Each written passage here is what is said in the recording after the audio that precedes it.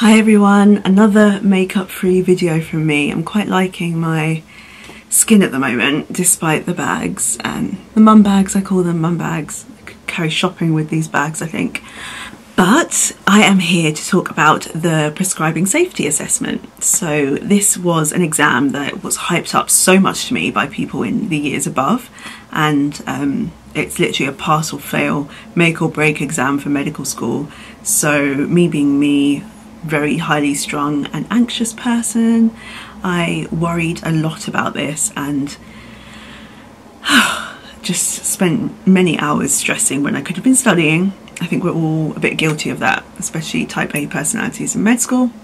The exam had me shaken to my core, and I honestly think that it's not as bad as people make out and some people say, and it was as bad as it was kind of told to me, because I sat it and thankfully managed to pass it quite comfortably with a newborn.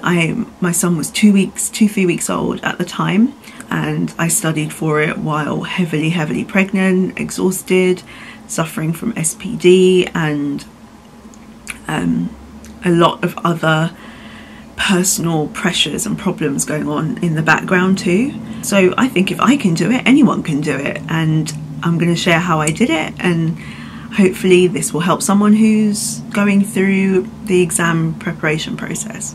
So there were only, I think, 3 main tools that I used for this. The first one was the Pass the PSA book. So the PSA was an exam that we sat in March. I gave birth in February. Over the summer before final year, I read the PSA book cover to cover. There are 2 tests in the book, so I just over summer read that book cover to cover, and then I left it. I focused on preparing for going back to medical school for final year, and I just kind of left that to the side.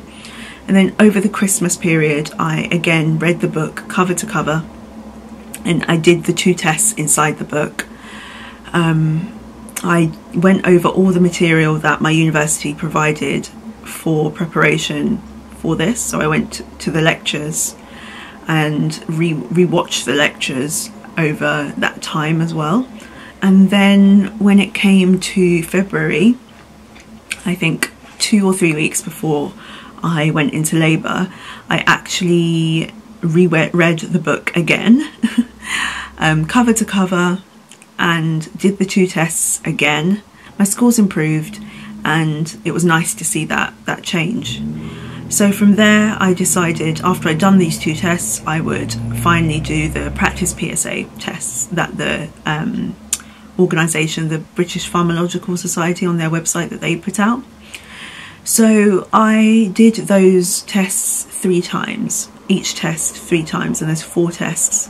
I kind of left a couple days gap in between each time that I did it, and the 3rd time that I did it, that was the day before the exam. I know a lot of people say you should rest the day before an exam, but I'm not one of those people that can do that. I have to be actively doing something. Did those 3 tests again the day before the exam, somehow, with my newborn. Yeah, it was a crazy time, whirlwind. Like, just had to get my head down, head in gear. I also additionally used the Top 100 Drugs book.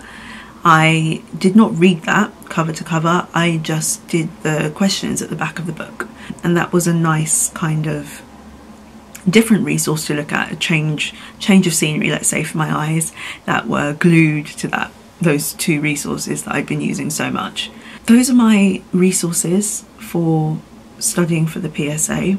I didn't group study, I kind of did this all on my own, and I feel like questions are the best way to learn. I did the past medicine questions, and I feel that they weren't as representative of the exam as my aforementioned resources. There's also past test, which is good if you just want questions, but it's not truly representative. I did both of those question banks as well. I would look at them if you're looking for more resources, but focus on Pass the PSA book and the practice tests that the organisation give. I honestly think you'll pass with flying colours if you just focus on those and do them as many times as you can before the exam. Good luck! I'll see you in the next one.